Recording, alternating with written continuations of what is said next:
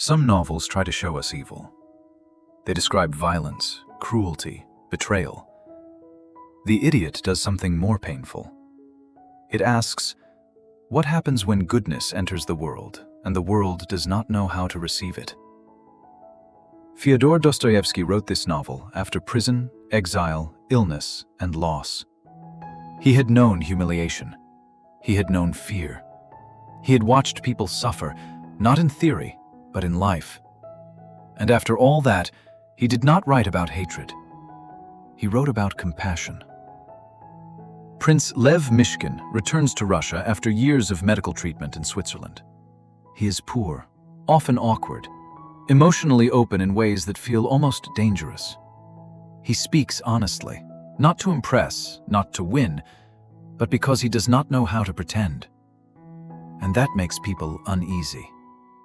In a society shaped by pride, ambition, and appearances, Myshkin feels like a mistake. Not because he is foolish, but because he refuses to protect himself. The central question of The Idiot is gentle and devastating. Can kindness survive among people who have learned that softness is a weakness? Or does sincerity slowly unravel everything it touches? Myshkin listens when others speak to dominate. He forgives when others remember every offense.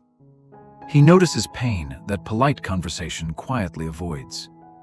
People feel seen by him, and then they feel exposed.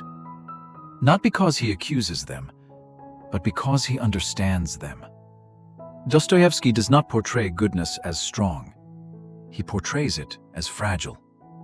Myshkin absorbs the suffering around him. Other people's grief becomes his own. And no one teaches him how to set boundaries. In a hardened world, this kind of openness slowly breaks a person. What hurts most about The Idiot is that no one truly intends to cause harm.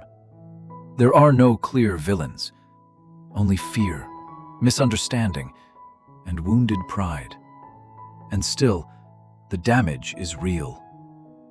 By the end, the question changes.